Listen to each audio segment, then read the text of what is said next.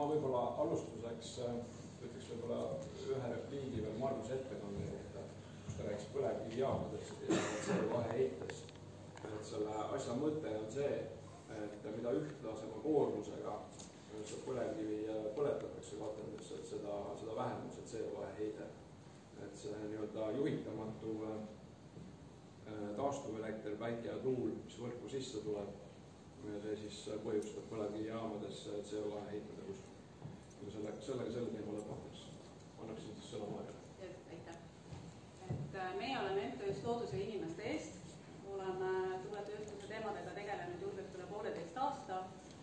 Üsna süviti sinna sisse läinud ja kahjuks tuleb tõdeda, et mida rohkem detailidesse vaadata, seda keerulisemaks ja inetumaks see pilt läheb. Kui pealt vaadates võib-olla ka siis meie planeeringud on sellised ilusad ja paberi peal on kenad, siis tegelikult on keerulisi nüansse seal. Ja võib-olla esimese mõttena ma tooks välja üldse, et millega meil tegemist on, et meil on selline ilus sõna nagu tuulepark, aga me teeme hiiglaslikke tuuleelektrijaamu, paneme nad kokku puntide kaupa. Minu mõistes see ei ole just väga palju pargi moodi, vaid pigem tööstuse moodi. Ja oleme siis välja arvutanud ja mõelnud, et palju neid tuulikuid siis praegu meil planeeringutes on. Ja Keskkonnaagentuuri andmetel on meil megavattidest arvestada ümber tuulikute arvu peale, siis tuleb julgelt üle 1000 tuuliku, see 1000 on selline konservatiivne lahendus. Ja tuulikute kõrgused on pikad, nad on teletorni kõrgused, planeeritakse meil siin kuni 300 meetrised Eesti ja üle Eesti väga palju metsadesse, rohealadesse. Ja kuna nad on niivõrd kõrged, siis tegelikult ei jäägi meil Eestis kohta, kus tuulikut ei näeks, kui need planeeringud realiseeruvad. Samamoodi nagu siin alustati, et me ei mõtle ise numbreid välja, aga arve välja. Meie andmed on Kliimaministeeriumist, Keskkonnaportaalist, ametiasutuste lehekülgedelt. Ja Keskkonnaagentuuri lehelt on nähtav viimane kord, kui ma nägin numbrid, kus oli kokku võetud terve arenduse kogu võimsus, oli märts 24 ja see number oli 6300 megavatti. Sinna lisanduvad siis riigipoolsed tuulealad 1000 megavatti, aga meie kõigi aegade tiputarbimine on olnud 1599 megavatti. No siin korra võib-olla tähtsustaks, et tiputarbimised enamasti esinevad talvel, kui on kõige külmem aeg. Väga külma ilmaga enamasti juhtub ka nii, et tuul ei puhu, päike loomulikult ei paista, ehk siis, kui elektrit on kõige rohkem vaja, ei ole meil tuuleparkidest mitte mingisugust kasu. Ja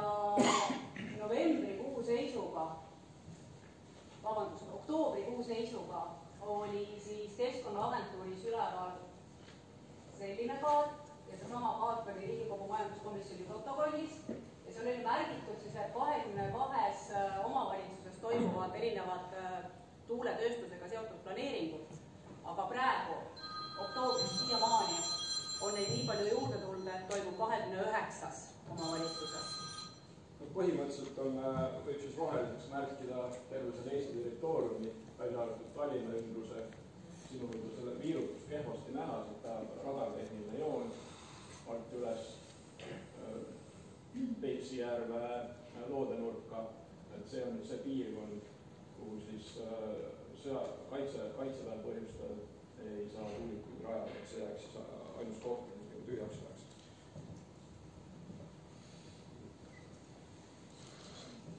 Ja see slaid on nüüd ajendatuna Põltsamaa esindusest, kui Kliimaministeeriumi esindaja näitas seda slaidi ja ütles, et Eestis on meil 100 000 inimese kohta tarbimine 28, tootmine 28 megavatti. See on 23 andmed. Praegu on meil keskmine 50. Ehk siis kui vaadata Euroopa Liidu keskmist selle sama kaardiga, mida presenteeriti ja mis on jätkuvalt üleval, siis tegelikult meie keskmine Euroopa Liiduga võrreldes on tunduvalt tõusnud. Me ei ole siin all otsas enam sugugi praegu nende töötavate tuuleparkide ma veel täpsustaks, et siin tuuleparkide koguvõimsus hetkel Eestis on vähemalt ligi 700 megavatti, siia on sisse arvestatud juba Tootsi-Sopi pargi töötamine täismahus. Tänaseks on nad kõik 38 tuulikut on käivitud. Kui meile siin püüdki Põltsamaa ja Pajusid koosolekul nädal aega tagasi presenteerida, et Eesti asub siin kuskil alumises kolmandikus, et me oleme Euroopa võrdluses nagu väga nigedad, siis tegelikult seda tootmisvõimsust teiste riikidega võrreldes on hoopis 50,8. Arusaadavalt on aasta jooksul toimunud ka Euroopa Liidus muudatusi, aga siin tuleb arvestada seda, et eespool on paljud sellised rahvarohked riigid, et kui me sinna natukene tuulikuid juurde paneme, siis nende suhtarvu praktiliselt üldse ei muuda. Et Eesti on kindlasti Euroopa Liidu keskmiselt tasemel või kõrgemalt juba praegu.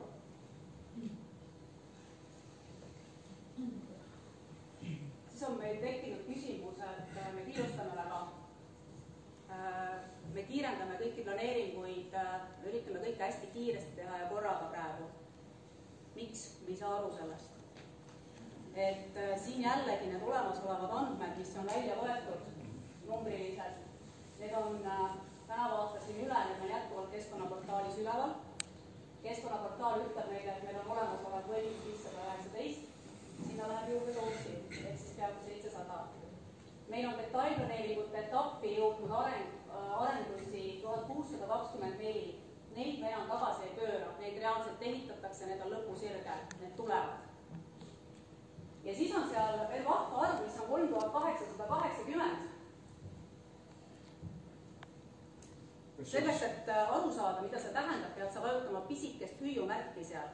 Ja siis tuleb välja, et see ei ole kogu võimsus, nii nagu on lehel presenteeritud, vaid see on osa ainult nendest planeeringutest, töös olevatest planeeringutest. Ehk siis see osa, mille puhul arendajad ise arvavad, et nende realiseerumise tõenäosus on väga suur.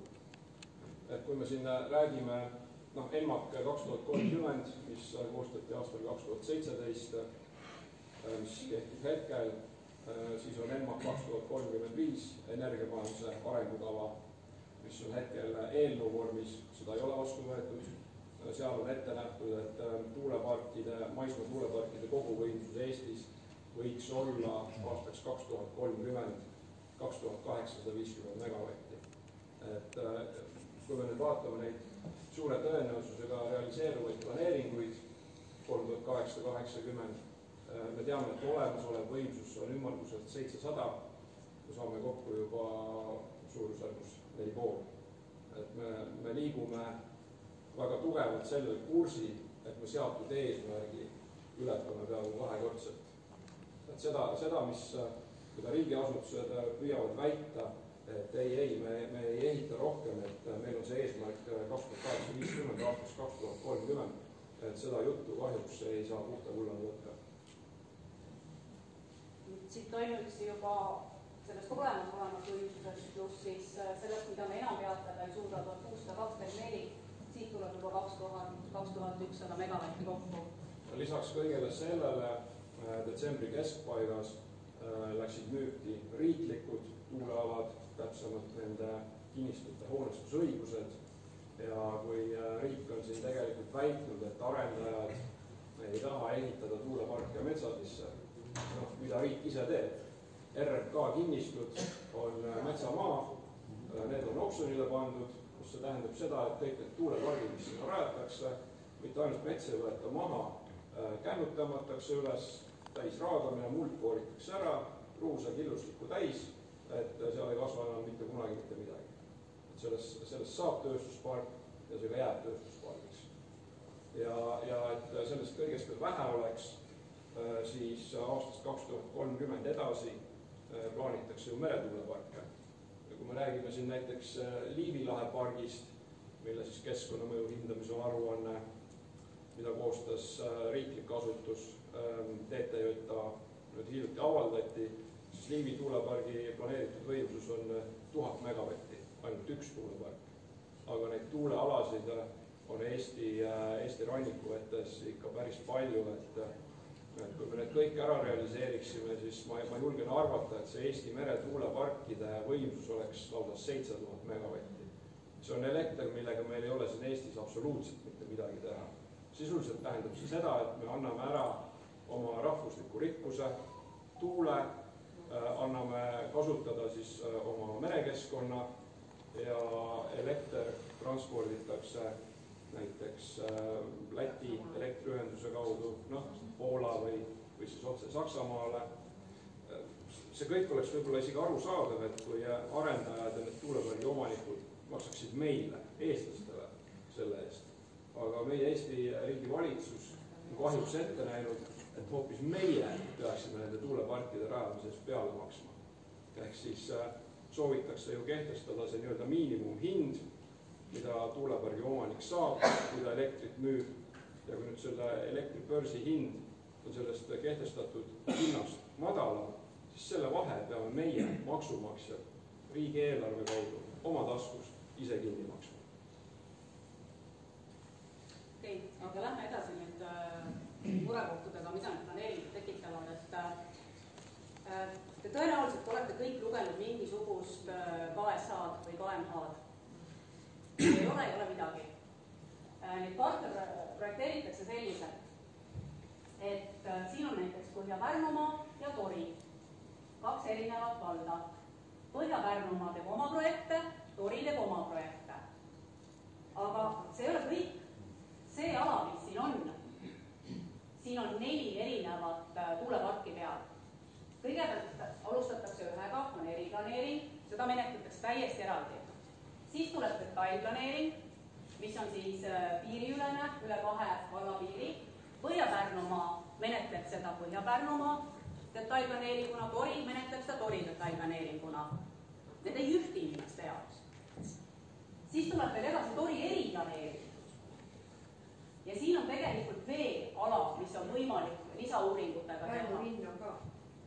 See tuleb veel allpool ja edasi. Et neid planeeringuid hoitakse, mina olen näinud, et need hoitakse inimeste jaoks lahus, need on segased, need on keerulised hoomata, neid on mitu, sest siin piirkonnas, Rahvaja piirkonnas, me oleme inimestega rääkinud, et kas te teate, et tuleb tuulepark? Teame, tuleb 1, 2, 3, 4, 5 tuulikut. Ei tule 5 tuulikut, tuleb palju rohkem. Ma ei tea midagi sellest. Ja siis näitab, et 5 tuulikut tuleb selle eriplaneeringu peale, 10 tuulikut tuleb selle detailplaneeringu peale ja mis siit Tori poole edasi tuleb, seda Põhja-Pärnumaa üldse ei tea. Ma võib-olla siin võtaksin jutu veel korraks üle, et kui kohalik omavalitsuse korraldab avalikke väljapanekuid ja arutelusid, samamoodi nagu meie siin täna koos oleme, kutsutakse rahvas kohale, vallaesindajad räägivad, siis räägitakse alati ühest planeeringust korraga. Üks koosolek on näiteks selle ühe valla detailplaneeringu jaoks, siis teisel koosolekul eraldi planeerimisprotsessis räägitakse sellest, selle eriplaneeringu, see on detailplaneeringu ala, siis Tori rahvale räägitakse mingisugusest eriplaneeringu alast, et neid kõiki planeeringuid hoitakse lahus ja sellest tekibki inimestel arusaam, et neid tuulikuid kuhugi sinna, 5 tükki tuleb, hea küll, et ei ole midagi hullu. Aga kui me nüüd kõik need kokku arvutame ja teame, missugune on potentsiaal, see on üks ala veel juures, siis me räägime suurusjärgus 30 tuulikust kõrgusega kuni 290 jällegi. Ehk sama suurusjärgus tuulepark või nii-öelda megapark, nagu on Tootsi oma. Ja teine on siis Pihtra kandis, samamoodi piiriülene ja suurusjärgus 20 tuulikut. Kohalikele presenteeritakse, et 7 tuleb sinna ja ei ole ju midagi, et see ei ole. Et siin nüüd Põlendmaa tuulepark. Põlendmaa kohta meil endal kaardifaile ei olnud, selle võtsime siis KSA-st, aga siin on ka kenasti välja toodud siis 10 kilomeetri ring, kus siis inimesed mõjutama hakkavad, kus nad nägema hakkavad neid tuulikuid. Et see ei mõjuta ainult neid inimesi, kes reaalselt on päris kõrval elavad, vaid tegemist on mastaapsete ehitistega. Me ei tea, mis mõju nad tekitavad tervisele. Meil ei ole selle kohta uuringuid tuulikute puhul. Ja kui nüüd visuaalist rääkida, siis me näeme, et see 10 kilomeetri joon, kus tuulikud on väga hästi näha, kulgeb ju ilusti läbi Pärnu linna, ulatub Pärnu randa, mis on ju peaaegu kuur, eks ole, ütleme, et üle 100 aasta sellises eristaatuses nii-öelda suve pealinna. Et kas välisturist pärast sellist arendust enam Pärnu rannas midagi nautida tahab, on väga küsitav. Siis me oleme küsinud erinevaid planeeringute detaile kõikidelt Eesti omavalitsustelt. Me oleme küsinud planeeringute detaile Regionaal- ja Põllumajandusministeeriumist ja Kliimaministeeriumist. Miks? Sellepärast, et esiteks on need planeeringud avalikud. Meil on kõikidel õigus olla kõikide tuuleenergeetika planeeringute kursis. Ja teiseks me tahame kokku panna üle-eestilise kaardi, kus on peal kõik tuuletööstuse alad. Aga meil ei õnnestu see väga, sest me ei saa neid faile. Kas lihtsalt jäetakse vastamata, öeldakse, et meil ei ole. Ometigi on vallal olemas, arendajal on olemas, aga meile tuleb sõnum, et meil ei ole. Ja ministeeriumis, Regionaalpõllumajandusministeeriumis täpsemalt peaks olemas olema siis töös olevate arendusalade koondkaart, kus need kõik peal on, aga loomulikult seda ei või väljast. Ilmselt see põhjus on selles, et iga Eesti inimene näeks sellist kaarti, mis on veel palju kirju kui sees, siis mitte keegi ei kirjutaks seda tuuleparkide alla. Pärnumaa osast ongi meil Põhja-Pärnumaa planeeringud, osaliselt Tori planeeringud ja riiklikud planeeringud. Ja need on need tuuletööstusalad, mis siin peal on siis selle, nii nagu ma nimetasin, Põhja-Pärnumaa, Tori ja riiklikute kohta. Sinist värvi kahjuks ei näha siin kuskil on tegelikult meri. Jah, ja see on terve Eesti kaart siis, nagu ma enne mainisin, siis planeeringuid toimub 29 omavalitsuses. Meil on kaardil, siin kaardil 13 omavalitsust ja ka nende osalised planeeringud. Ma ei saa öelda, et kõikidest KOV-idest oleks meil kõik planeeringud siin peal. Aga kõik need täpikesed on erinevad tuuletööstusalad, kuhu planeeritakse tuulikuid. Lisaks KOV-i omadele on siin ka siis need riiklikud alad, mis detsembris oksjonil läksid. Ehk siis 29-13 poolikult. Selline näeb siis välja hetkeseisuga meie jaoks Eesti. Ja kui nüüd natukene edasi minna, see ei ole ainult Eesti probleem, et Eesti piiri taga ka Lätis käivad mastaapsed arendused ja osad vallad on tegelikult väga sellega hädas. Näiteks siin on Lode tuulepark. See Lode tuulepark on täielikult maaninal. Ta ulatub Eestisse. No reaalselt meie jaoks on ta Eestis, aga ta on Läti poolel. Kõik mõjud tulevad Eesti, aga park on Läti poolel. Selle Lode pargiga on hädas Mulgi vald. Siin on võimalik tuulikute paiknemisalad selliste laivukestena ja mitu tuugenit peaksid olema suurusjärgus 250-300 meetrit Eesti riigi piirist. Ja tuul enamasti puhub ju sealkandis siis kas läänest või edelast, ehk siis kogu see mürareostus tuleb kenasti Eestisse, et lähtust on väga hea. Ja Valga on samamoodi hädas, sest Läti poole tulevad megatuulepargid. See on nüüd Valga kaksiklinnast küll lähimad tuugenid suurusjärgus 5 kilomeetri kaugusel, aga see ei muuda olukorda paremaks, sest siin me räägime erinevate gruppidena suurusjärgus 60 tuulikust, täielikust megapargist. Ehk siis palju ja mitte ainult meil.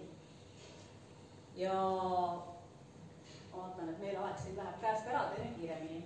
Et kuna tuulik on mastaapne, enne rääkisime, et fundament on hiiglaslik ja mastaapne, siis tegelikult tuleb see materjal ka kuskilt välja kaevata. Selleks tuleb meil kaevandusi avada, et kui me teeme need tuulikud, planeeringud viime ellu, siis praktiliselt iga tuuletööstuse kõrvale peaks tulema ka kaevandus, sest meil on vaja seda materjali kuskilt kätte saada. Tuulikuplatsid, iga plats suurusega 1 hektar, päris paks selline killustiku padi peab olema, siis seal platsi peal on rasked kraanad, pannakse tuulikud kokku, juurdepääsuteed, igaüks kandevõimega vähemalt 150 tonni. Ja kui me ehitame neid tuuletööstust loodusesse, enamasti metsaaladele, selge see, et selliseid teid ju ei ole, et need kõik tuleb ehitada. Ja kui me räägime siin suurusjärgus sellest 1000 maismaatuulikust, siis kruusa ja killustiku kogus me räägime 10 miljonitest tonnidest, 30 miljonit tonni ja üles. Et kui üks kruusaveok, pinnaseveok kandevõime on 30 tonni, siis me räägime vähemalt miljonist koormast. Et kui me seda ükskord ehitame, siis mis nagu Eesti väiksematest regionaalsetest autoteedest järele jääb, ma hästi ei kujuta ette. Siis kinnisvara saab väga paljudel olema probleemiks. Meile väidetakse päris kenasti, et ei ole teada, kas kinnisvara hind muutub. Soome leht on kajastanud tabelina kokkuvõtlikult väga lihtsalt versiooni riikide kaupa. Näiteks Rootsis taga on ka olemas sellele, kui keegi tahab, saab pärast slaidi taga, saab uurida neid riike täpselt. Iga rea taga on või. Rootsis on leitud, et kuni 2 kilomeetri kauguse kinnisvara hind langeb kuni 23%. Taanis kuni 12%, Norras kuni 16%, Saksamaal kuni 23% või 17%, olenevalt siis erinevast uuringust. Ehk siis need inimesed, kelle kinnisvara peaks jääma tuuleparki lähedale, ma ei saa öelda, ma ei saa olla nõus meie riigipoolse väitega,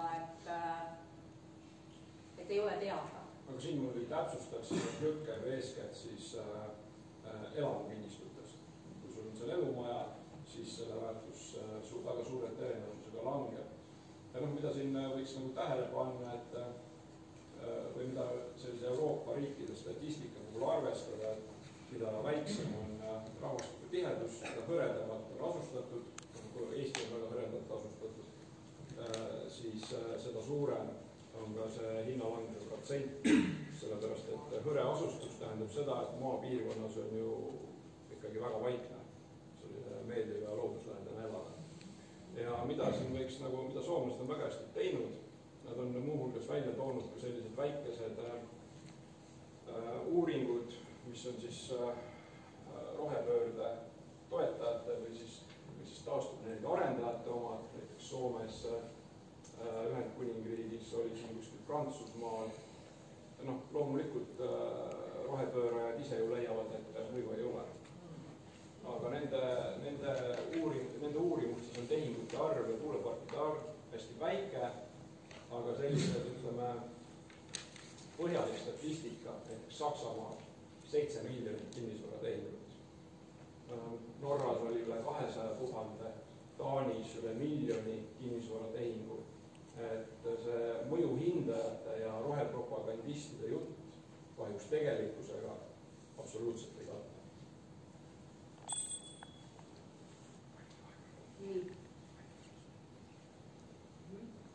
Siis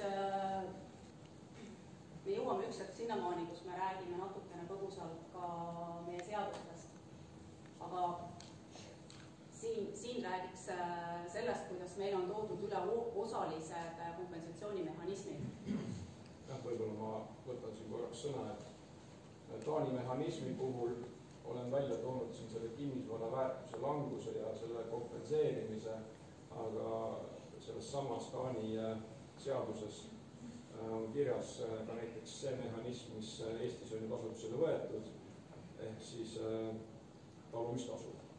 Me räägime siin sellest 1% tuulepargi toodangust, mis nüüd 26. aasta alguses tõenäoliselt tõuseb 1,5 peale. Taanis neid kehtivaid talumistasu protsente ma peast ei tea, selles mõttes ma ei hakka neid igaks juhuks ütlema, et see osa Taani mehhanismist, see väiksem osa on üle võetud. See talumistasu siis lähedal elavatele inimestele, mida arendajad ja kohalikud omavalitsused püüavad esitada kohaliku kasuna. Tegelikult on see ju hüvitis nende kannatuste eest, mida siis tuuleparkide kõrval peab üle elama, nagu me näeme siin Saardes ja nüüd kahjuks ka Tootsis. Et siin ei ole kohaliku kasuga absoluutselt mitte mingit seost. Küll aga on siis need tähtsamad mehhanismid, mis tegelikult taanlastel on seaduses ettepoole kirjutatud, ehk siis need kõige olulisemad. aga need on sujuvalt unustatud üle võtmata. Ehk siis Taanis on nii, et riiklikult teostatakse sinu kinnistule hindamine, ise sa ei maksa sellest mitte sentigi. Kui nüüd ametlik hindaja leiab, et pärast tuulepargi rajamist sinu elamumaa koos majaga, kui selle väärtus langeb rohkem kui 1%, siis on sul õigus nõuda selle hinnavahe kinnimaksmist. Ja mis veel tähtsam võimalus on see, et alternatiivina saab siis majaomanik ise valida, kas ma võtan selle hüvitise või ma nõuan siis arendajalt või tuulepargi omanikult ja arendajal on ka seadusega ette kohustus minu kinnistu koos minu majaga täishinnaga välja osta. Kui ma leian, et ma ei taha selle tuulepargi kõrval elada, ma saan selle turuhinna, ma saan selle sama rahast kuhugi mujale kolida. Aga Eestis ei taha mitte ükski riigiametnik, kellega ma olen rääkinud, sellest absoluutselt mitte midagi kuulda. Väga kuulda. Ja kui me siiamaani oleme rääkinud inimestest, siis tegelikult on meil ka loodusega päris kehvasti. Meil MTÜ-l on ligipääs ka kaitsealustele liikidele ja nende andmebaasidele. Ja kui vaadates nüüd neid uuringuid, mis on tehtud, neid KSA-sid, mis on esitatud, neid planeeringumaterjale, siis see on masendav, kuidas Keskkonnaamet kinnitab need planeeringud. Ma julgen täiesti sirge seljaga väita, et Keskkonnaamet menetleb meil lihtsalt kaitsealused liigid surnuks. Et Keskkonnaamet menetleb ühekaupa neid planeeringuid, aga kui ta menetleb siin selle linnu ja pesa surnuks ja siin, siis lõpuks ei jäägi meil neid kohti alles, kus need linnud saaksid pesitseda üldse. Siin on visuaalina välja toodud Must Toonekord, kes on Musta Toonekure lennuteekond, kes on esimese kategooria kaitsealune liik, keda meil on tõesti Eestis vähe. Siin keskel on tuulepargi ala tulevane.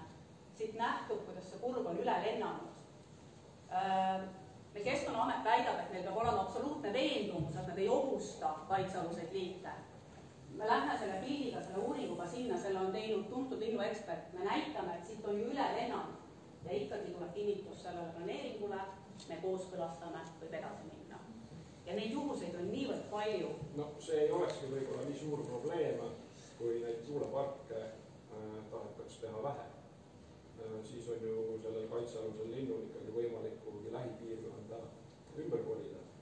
Aga kui Keskkonnaamet küll tingimustega, aga siiski kooskõlastada enamiku või kõik need planeeringud ja me terve Eesti neid tuuleparke täis ehitame, siis Kotkastel ja muudel sellistel ei olegi kahjus enam Eestis kohta. Ja me peame oma Kotkastest ilma võimalik.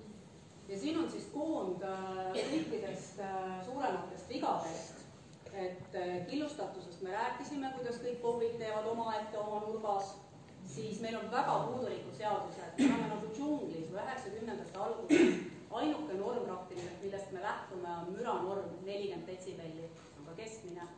Me räägime siis kuuldavast, inimkõrvale kuuldavast. Siis me seame ohtu oma rahva tervise, müra, infrailligratsioon, varjutus, öin- ja valgusreostus, rikkuvad tuleb, jääheide, seal me ilmselt ootame jääheide on kusjuures suurepärane näide. Iga tuulepargi omanik Eestis on kohustatud tegema järelseire. See tähendab seda siis, et mõni linnuekspert jalutab seal tuulepargis ringi, korjab kokku kõik hukkunud lindude laibad. Rootsi tuulepargis seda näiteks talvel teha ei saa, sellepärast et Piiviku labade külge talvisel hooajal võib jääda lund ja tekib seal jää. Ja kui need jääkamakad sealt laiali lendavad, siis igaüks ise arvab, et seal ei ole väga tervislik kõik. Et kui me nüüd selle jällegi tuleme üle-eestilise näite juurde ja me selle Eesti täis ehitame, siis me hakkame tulevikus rääkima 100 ruutkilomeetritest sellisest territooriumist, kuhu 6 kuud aastas ei ole tervislik lendamist.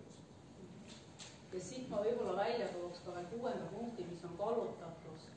Arendajatega rääkides Corpus Muster, nad valivad oma planeeringutesse need uuringud, mis neile sobivad. Mis sobivad selleks, et see tuuletööstus saab edasi minna, mis sobib selleks, et see arendus saab edasi minna, aga nad jätavad kaalumata teised teaduslikud uuringud. Siin ma ütleksin kohe vahele, et kui nüüd tuulealade peale panna siis Eesti kõrgepingeliinide põhivõrk, kaart Eleringi kodulehel, siis on ju näha, et enamik kõik nendest tuulealadest on selle kõrgepingeliini kõrval. Ja siis arendajad üritavad meeleheitlikult ja mõjuhindajad paberil kirjutada musta valgeks. Et ükskõik missugused looduskaitsepiirangud, muud piirangud, tingimused, vastuolud, nemad kirjutavad paberil musta valgeks niimoodi, et selle tuulepargi saaks täpselt elektriliini kõrvale teha. Ehk siis tegelikult me ükskord istusime maas ja mõtlesime oma pool tundi, et kas me midagi positiivset suudame siit välja mõelda. No midagi. Peab tasakaalustama. Pole võimalik. Me ei saanud hakkama sellega, et... No, ma võib-olla kiirelt ütleks, et see tuuleenergia sobiks sellisena, et ta ei ole selle Eesti üldise elektrivõrguga üldse seotud, sest meil on stabiilne elektrivõrk. Me tahame, et külmkapp töötaks öösel ja lambi saaks, eks ole, ka õhtul hilja toast põlema. Et kui see tuulepark ehitada nii-öelda elektrivõrgust eraldi ja kui seda energiat saab kasutada seal samas kõrval tehases millegi tootmiseks, mille puhul ei ole tähtis, millal see tuul puhub, eks ole, mingi masstoodang, siis on tal nagu see koht olemas. Aga nii nagu seda praegu tehakse, siis kindlasti mitte. Aitäh!